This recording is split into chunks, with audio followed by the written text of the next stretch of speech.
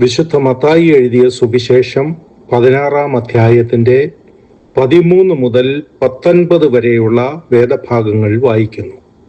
യേശു ഫിലിപ്പിന്റെ കൈസര്യയുടെ പ്രദേശത്ത് എത്തിയ ശേഷം തന്റെ ശിഷ്യന്മാരോട്, ജനങ്ങൾ മനുഷ്യപുത്രനെ ആരെന്ന് പറയുന്നു എന്ന് ചോദിച്ചു. ചിലർ യോഹന്നാൻ സ്നാപകനെന്നും മറ്റു ചിലർ ഏലിയാവെന്നും വേറെ ചിലർ ഇരമ്യാവോ പ്രവാചകന്മാരിൽ ഒരുത്തനോ എന്നും പറയുന്നു എന്ന് അവർ പറഞ്ഞു. നിങ്ങളോ എന്നെ ആരെന്ന് പറയുന്നു എന്ന് അവൻ ചോദിച്ചതിന് ശീമോൻ പത്രോസ്, നീ ജീവനുള്ള ദൈവത്തിന്റെ പുത്രനായ ക്രിസ്തു എന്ന് ഉത്തരം പറഞ്ഞു. യേശു അവനോട്, ബറിയോന ശീമോനെ, നീ ഭാഗ്യവാൻ, ജഡരക്തങ്ങളല്ല സ്വർഗസ്ഥനായ എൻ്റെ പിതാവത്രേ നിനക്ക് ഇത് വെളിപ്പെടുത്തിയത്. നീ പത്രോസ് ആകുന്നു. ഈ പാറമേൽ ഞാൻ എൻ്റെ സഭയെ പണിയും, പാതാള ഗോപുരങ്ങൾ അതിനെ ജയിക്കയില്ല എന്ന് ഞാൻ നിന്നോട് പറയുന്നു. സ്വർഗരാജ്യത്തിന്റെ താക്കോൽ ഞാൻ നിനക്ക് തരുന്നു. നീ ഭൂമിയിൽ കെട്ടുന്നതൊക്കെയും സ്വർഗത്തിൽ കെട്ടപ്പെട്ടിരിക്കും, നീ ഭൂമിയിൽ അഴിക്കുന്നതൊക്കെയും സ്വർഗത്തിൽ അഴിഞ്ഞിരിക്കും എന്ന് ഉത്തരം പറഞ്ഞു. ഈ അധ്യായത്തിൽ നിന്ന് 4 മെസ്സേജുകൾ പറഞ്ഞിട്ടുണ്ട്. ഈ പ്രസംഗം 6 ഭാഗങ്ങളായി തിരിച്ചിട്ടുണ്ട്. അതിന്റെ 1-ാമത്തെ ഭാഗമാണ് ഇപ്പോൾ നിങ്ങൾ കേൾക്കുവാൻ പോകുന്നത്. കർത്താവായ യേശുവിന്റെ ഐഹിക ജീവിതകാലത്ത് സംഭവിച്ച ചില കാര്യങ്ങളെ കുറിച്ചാണ് ഇവിടെ പറയുന്നത്. കർത്താവായ യേശു ക്രിസ്തു ഫിലിപ്പിന്റെ കൈസര്യയുടെ പ്രദേശത്തെത്തി. അവിടെ വെച്ചാണ് കർത്താവ് ഈ ചോദ്യങ്ങൾ അവരോട് ചോദിക്കുന്നത്. എന്തുകൊണ്ടാണ് കർത്താവായ യേശു ക്രിസ്തു ഫിലിപ്പിന്റെ കൈസര്യയുടെ പ്രദേശത്തെത്തിയപ്പോൾ തന്റെ ശിഷ്യന്മാരോട് ഈ ചോദ്യം ചോദിച്ചത്? എവിടെയെങ്കിലും വെച്ച് യേശു ഇവരോട് ചോദിച്ചു എന്നാണ് മത്തായി പറയുന്നതെങ്കിൽ ആ സ്ഥലത്തിന് വലിയ പ്രാധാന്യമില്ല. എന്നാൽ യേശു ഫിലിപ്പിന്റെ കൈസര്യയുടെ പ്രദേശത്ത് എത്തിയ ശേഷമാണ് ഈ ചോദ്യം ചോദിച്ചത് എന്ന് പറയുന്നതിൽ നിന്നും ആ ഫിലിപ്പിന്റെ കൈസരിയ എന്ന സ്ഥലത്തിന് എന്തോ ചില പ്രത്യേകതകൾ ഉണ്ട് എന്ന് മത്തായി അവിടെ സൂചിപ്പിക്കുകയാണ്. മറ്റു പല സ്ഥലങ്ങളിലൂടെ യേശു സഞ്ചരിച്ചെങ്കിലും അവിടെ എങ്ങും വെച്ച് ഈ ചോദ്യം ചോദിച്ചില്ല. എന്നാൽ ഫിലിപ്പിന്റെ കൈസര്യയുടെ പ്രദേശത്ത് എത്തിയപ്പോഴാണ് ഈ ചോദ്യം ചോദിക്കുന്നത്. എന്തുകൊണ്ട് യേശു ആ സ്ഥലം ഈ ചോദ്യം ചോദിക്കുവാൻ വേണ്ടി തിരഞ്ഞെടുത്തു? അതിന് തക്കതായ ഒരു കാരണമുണ്ട്. ഇത്തരം ഒരു ചോദ്യം ചോദിക്കുവാൻ ഏറ്റവും ഉചിതമായ സ്ഥലമാണ് ഫിലിപ്പിന്റെ കൈസരിയ എന്നത്. എന്താണ് ഫിലിപ്പിന്റെ കൈസര്യയുടെ പ്രത്യേകത? ഫിലിപ്പിന്റെ കൈസരിയ എന്ന് അറിയപ്പെടുന്ന ആ പട്ടണം മഹാനായ ഹെരോദേസ് എന്ന പേരിൽ അറിയപ്പെടുന്ന ആ രാജാവിന്റെ പിന്തുടർച്ചക്കാരനായ ഫിലിപ്പ് പണി കഴിപ്പിച്ചതായ ഒരു പട്ടണമാണ്. അതുകൊണ്ടാണ് ഫിലിപ്പിന്റെ കൈസരിയ എന്ന് ആ സ്ഥലം അറിയപ്പെടുന്നത്. എന്നാൽ യഥാർത്ഥത്തിൽ മറ്റൊരു കൈസരിയുണ്ട്. നമ്മുടെയൊക്കെ വേദപുസ്തകത്തിന്റെ അവസാന ഭാഗത്തുള്ള പുതിയ നിയമകാലത്തെ പാലസ്തീൻ നാട് എന്ന മാപ്പ് നോക്കിയാൽ നമുക്കത് കാണുവാൻ കഴിയും. മഹാനായ ഹെരോദേസ് എന്ന് പറയുന്ന ആ ചക്രവർത്തിയാണ് അത് പണി കഴിപ്പിച്ചത്. കൈസറെ പ്രീതിപ്പെടുത്തുവാൻ വേണ്ടിയാണ് സ്ഥലത്തിന് കൈസരിയ എന്ന് പേരിട്ടത്. യഥാർത്ഥ കൈസരിയ അതാണ്.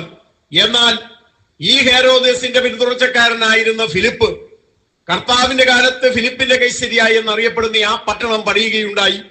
മറ്റേ കൈസരിയുമായി തിരിച്ചറിയുവാൻ വേണ്ടിയാണ് ഈ സ്ഥലത്തിന് ഫിലിപ്പിന്റെ കൈസരിയ എന്ന് പേരിട്ടത്. എന്തുകൊണ്ടാണ് കൈസരിയ എന്ന് പേരിടുന്നത്? അത് കൈസറെ പ്രീതിപ്പെടുത്തുവാൻ വേണ്ടിയാണ്. നമുക്കറിയാവുന്നതുപോലെ ഈ കാലത്ത് കൈസറായിരുന്നു ലോകമടക്കി ഭരിച്ചിരുന്നത്. ലോകമെന്ന് പറയുന്നത് കൊണ്ട് നാം ഇന്നറിയുന്ന ഈ ലോകം മുഴുവൻ എന്നേ അർത്ഥമാകുന്നില്ല. ആ കാലത്തെ അറിയപ്പെട്ടിരുന്ന ലോകത്തിന്റെ ഭൂരിഭാഗവും റോമാ സാമ്രാജ്യത്തിന്റെ കീഴിലായിരുന്നു. ലോക സാമ്രാജ്യമായിരുന്നു റോമാ സാമ്രാജ്യം എന്ന് നമുക്ക് പറയാൻ കഴിയും. എല്ലാ റോഡും റോമിലേക്ക് എന്നായിരുന്നു ആ കാലത്തെ വിശ്വാസം. അത്തരം ഒരു വിശ്വാസം നിലനിന്നിരുന്ന കാലത്ത് റോമിലിരുന്നു കൊണ്ട് ലോകത്തെ അടക്കി ഭരിക്കുന്നതായ കൈസർ, ആ കൈസറുടെ കീഴിലുള്ള വിവിധ ദേശങ്ങളിലെ ഭരണാധികാരികളിൽ ഒരാൾ മാത്രമായിരുന്നു ഹെരോദേസ്. ആ ഹെരോദേസ് കൈസറെ പ്രീതിപ്പെടുത്തുവാൻ വേണ്ടി താൻ പണിതതായ പട്ടണത്തിന് കൈസരിയ എന്ന് പേരിട്ടു. ഫിലിപ്പ് പിന്നീട് മറ്റൊരു പട്ടണം പണിതപ്പോൾ തന്റെ മുൻഗാമി ചെയ്തതുപോലെ തന്നെ കൈസറെ പ്രീതിപ്പെടുത്തുവാൻ വേണ്ടി അതിനും കൈസരിയ എന്ന് പേരിട്ടു. എന്നാൽ 2 കൈസരികൾ അടുത്തടുത്തുണ്ടാകുമ്പോൾ അത് കൺഫ്യൂഷന് കാരണമായി തീരും. അതുകൊണ്ട് ജനങ്ങൾ ഫിലിപ്പ് ഉണ്ടാക്കിയ കൈസരിയെ ഫിലിപ്പിന്റെ കൈസരിയ എന്ന് വിളിക്കുകയുണ്ടായി. ഈ ഫിലിപ്പിന്റെ കൈസരിയുടെ പ്രദേശത്തെത്തിയപ്പോഴാണ് യേശു ഇത്തരം ഒരു ചോദ്യം ചോദിക്കുവാനിടയായത്. എന്തുകൊണ്ടാണ് യേശു ഈ സ്ഥലത്ത് വെച്ച് ഈ ചോദ്യം ചോദിച്ചത്? ആ വിഷയത്തിലേക്കാണ് നാം ഇപ്പോൾ കടന്നു വരുന്നത്. ഇപ്പോൾ നാം കണ്ടു കഴിഞ്ഞതുപോലെ തന്നെ ഫിലിപ്പിന്റെ കൈസരിയ എന്ന് പറയുന്നത് ഫിലിപ്പ് പണിതതായ ഒരു പട്ടണമാണ്. അവിടെ കൈസറെ ദൈവമായി ഫിലിപ്പെ പ്രതിഷ്ഠിക്കുകയുണ്ടായി. ആ പട്ടണത്തിൽ കൈസർക്ക് വേണ്ടി ഫിലിപ്പ് ഒരു അമ്പലമുണ്ടാക്കി. അവിടെ പൂജകളുമൊക്കെ അറേഞ്ച് ചെയ്തു.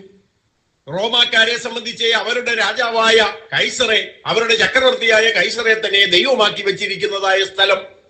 അതുകൊണ്ട് റോമാക്കാർക്ക് വളരെ പ്രാധാന്യമുള്ള ഒരു സ്ഥലമാണ് കൈസരിയ എന്നത്. ഫിലിപ്പ് ഈ സ്ഥലത്ത് ഒരു പട്ടണം പണിത് അതിനെ കൈസരിയ എന്ന് വിളിക്കുന്നതിന് മുൻപ് തന്നെ ആ പട്ടണത്തിന് പ്രാധാന്യമുണ്ടായിരുന്നു. ഗ്രീക്കുകാർ ഈ പട്ടണത്തെ വളരെ പ്രാധാന്യമുള്ള സ്ഥലമായി കണക്കാക്കിയിരുന്നു. അതിനെ തക്കതായ ഒരു കാരണമുണ്ട്. അവരുടെ പ്രധാന ദൈവങ്ങളിൽ ഒരുവനായ പാൻ, ആ പാനിന്റെ ജന്മസ്ഥലം ഇതാണ് എന്നവർ കരുതിയിരുന്നു. അതുകൊണ്ട് ആ സ്ഥലത്തിന് അവർ പാനിയാസ് എന്നാണ് പേര് വിളിച്ചിരുന്നത് തന്നെ. ഇപ്പോഴും ആ പേരിന് മാറ്റം കാര്യമായി വന്നിട്ടില്ല. ആ സ്ഥലം ഇപ്പോൾ അറിയപ്പെടുന്നത് ബാനിയാസ് എന്ന പേരിലാണ്. എന്നാൽ പുതിയ നിയമകാലത്ത് മാത്രമാണ് ആ സ്ഥലം കൈസരിയ എന്ന പേരിൽ അറിയപ്പെട്ടിരുന്നത്. അതിനു മുമ്പ് പാനിയാസ് എന്നറിയപ്പെട്ടു, ഇപ്പോൾ ബാനിയാസ് എന്നറിയപ്പെടുന്നു.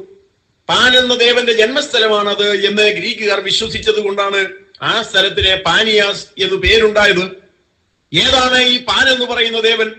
ഗ്രീക്കുകാരുടെ വിശ്വാസം അനുസരിച്ച് വളരെ ശക്തനായ ഒരു ദേവനാണ് പാൻ. അവൻ ഇടയന്മാരുടെ ദേവനാണെന്ന് അവർ വിശ്വസിക്കുന്നു. പ്രകൃതി ശക്തികളെ നിയന്ത്രിക്കുന്നത് അവനാണ് എന്നവർ വിശ്വസിക്കുന്നു. അതുപോലെ സംഗീതക്കാരുടെ ദേവനാണ് പാൻ എന്ന് വിശ്വസിക്കുന്നു. ഓടക്കുഴൽ കണ്ടുപിടിച്ചത് പാനാണ് എന്നൊരു ഐതിഹ്യമുണ്ട്. 4 കാലുള്ള ഒരു മൃഗത്തെ പോലെയാണ് പാൻ. എന്നാൽ മനുഷ്യനെ പോലുള്ള മുഖമുണ്ട്, കൈകളുണ്ട്. അങ്ങനെ പകുതി മനുഷ്യനും പകുതി മൃഗവുമായ ഒരു ദേവനാണ് ഗ്രീക്കുകാരുടെ പാൻ.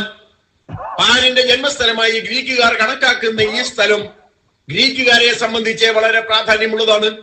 ഗ്രീക്കുകാർ പാനിന്റെ ഒരു ക്ഷേത്രവും അവിടെ ഉണ്ടാക്കിയിരുന്നു. ലോകമെമ്പാടുമുള്ളതായ ഗ്രീക്കുകാർ പാനിനെ ആരാധിക്കുവാനായി അവിടേക്ക് കടന്നു വരുന്നതും പതിവായിരുന്നു.